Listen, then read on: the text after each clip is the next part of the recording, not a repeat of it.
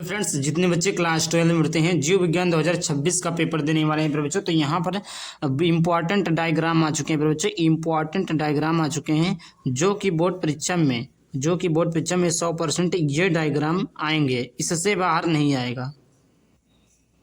इससे बाहर प्यारे बच्चों बोर्ड एग्जाम 2026 के में देखने को नहीं मिलेगा, क्योंकि जितने भी डायग्राम है इंपॉर्टेंट डायग्राम है, पूरी किताब से है। पूरी किताब से बस इतना तैयार कर लो प्यारे बच्चों, इससे बाहर और डायग्राम देखने की आवश्यकता नहीं है। और मैं ये भी बताऊंगा किस प्रकार डायग्राम बनाना है, और डायग्राम के बारे में क्या आपको चीज़ें लिखनी रहती है जिससे पूरे के पूरे नंबर मिले। तो अगर वीडियो पसंद है वीडियो को लाइक करके चैनल को सब्सक्राइब करना। आइए देखते हैं। तो ये है आपका पहला क्या, स्फुटन के पूर्व परागकोश की अनुप्रस्थ काट का नामांकित चित्र। स्फुटन के पूर्व परागकोश की अनुप्रस्थ काट का नामांकित चित्र बनाइए। तो ये आपका प्यारे बच्चों है अनुप्रस्थ स्फुटन से पहले। तो देखिए पूर्व में होता है पहले। अब देखिए इसमें कुछ चीजें, जैसे स्फुटन के पूर्व, स्फुटन पहले समझ लीजिए होता क्या है, स्फुटन होता क्या है इसे जान लीजिए। अब इसमें जो भी चीजें हैं, जैसे बाह्य त्वचा, मध्य परत, टेपिटम, लघु बीजाणु, मृत्तिकोशिका, परागकोश और संवहन पूल, इस प्रकार सभी टॉपिकों की जानकारी होनी चाहिए, ठीक ना। जैसे यहाँ पर ये सारी चीजें हो गई, ये एक एक टॉपिक बनता है, इसके बारे में संपूर्ण अध्ययन देखिए यहाँ पर 2023 की बोर्ड एग्जाम में आया था, ये आपका 2025 में भी आया था और 2026 में भी जरूर आएगा। तो इस प्रकार तैयार कर सकते हैं स्फुटन के पूर्व की अनुपस्थित कार्ड का नामक चित्र। दूसरा, स्फुटन के बाद, ये पहले का था, क्या था फिर बच्चे, ये पहले है, ये पहले का था, ये पहले था यानी पूर्व का था, और ये क्या है, बाद का है। क्या लिखा है, स्फुटन के बाद परागकोश की अनुप्रस्थ काट का नामांकित चित्र। स्फुटन के बाद, तो स्फुटन के बाद परागकोश का अनुप्रस्थ काट, ये स्फुटन के बाद 2018, 17 और 2023 और 24 में आया था। ये 2023 में आया था, 24 में आया था फिर बच्चों। अब देखिए इसमें क्या हेडिंग डालेंगे, सबसे पहले लिखेंगे वही चीज़ें, परिभाषा, फिर लिखेंगे फिर यहाँ पर लिखेंगे संवहन पूल क्या है, संवहन पूल क्या है, हेडिंग डाल के लिखेंगे। इस पे टॉपिक लिखेंगे परागकोश भित्ति क्या होती है, परागकोश भित्ति क्या होती है, ये डालेंगे। परागकण के डालेंगे कि परागकण क्या होता है, परागकण क्या होता है, रंध्रक क्या होता है, रंध्रक क्या होता है, परागकोश क्या होता है, परागकोश क्या होता है। मतलब समझने का, कहने का तात्पर्य है फिर बच्चों, जो भी इसमें लिखा हो, जो भी इसमें हो, जो भी जितने भी चीज़ें इसमें लिखे हो, सबके बारे में अगर आप संपूर्ण नॉलेज लिखते हैं, संपूर्ण चीज़ें लिखते हैं, तभी आपको पूरे के पूरे नंबर देखने को मिलेगा। चलिए आगे बात करते हैं। आगे यहाँ पर हमारे तीसरा नंबर का लघु बीजाड़ या परागकण का नामांकित चित्र। देखिए परागकोश, परागकण और परपरागण, स्वपरागण, ये चारों चीज़ें मोस्ट इंपॉर्टेंट है। मोस्ट इम्पोर्टेंट क्या है, परागकण क्या होता है, परागण क्या होता है, और उसके बाद में यहाँ पर एक चीज़ होता है परागकण क्या होता है। तो ये चीज़ें तो हो गया। उसके बाद में स्वपरागण, परपरागण, और स्वपरागण किसके द्वारा, परपरागण किसके द्वारा। मतलब आप समझ लीजिए, अगर पुष्प की संरचना पढ़ लेते हैं, क्या पुष्प की संरचना पढ़ लेते हैं, तो उसमें सारी चीज़ें जानकारी आपको हो जाएगी। अगला लघु बीजाणु या परागकण का नामांकित चित्र।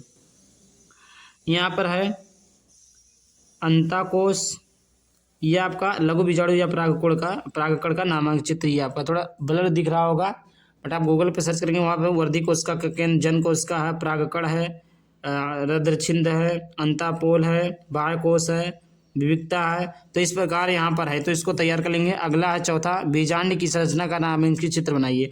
तो यहाँ पर देखिए ये आपका निभाग है, ये आपका बीजांडकाय है, ये आपका अध्यावरण है, ये प्रतिमुखी कोशिकाएं हैं, या भ्रूणकोश है, या ध्रुवीय केंद्रक है, या अंड कोशिका है, या सहायक कोशिका है, या संवहन पूल है, या बीजांड वृत्त है, या बीजांड द्वार है, ये अंड है, ये समुच्चय है। तो इस प्रकार आपको संपूर्ण नॉलेज उसके बारे में होनी चाहिए, जिससे आपको पूरे के पूरे नंबर देखने को बोर्ड एग्जाम में मिल जाए। तो ये आपका चौथा फिगर था। उसके बाद में यहाँ पर आ जाइए पांचवा आपका नर जनन तंत्र का नामांकित चित्र बनाइए। अब नर जनन तंत्र में प्यारे बच्चों ये आपका पूरा हेडिंग रहेगा, पूरा हेडिंग। पहले नर जनन तंत्र की परिभाषा लिख देंगे, नर जनन, ऐसे हेडिंग डालेंगे, नर जनन तंत्र, नर जनन तंत्र, इसकी परिभाषाएं लिख देंगे।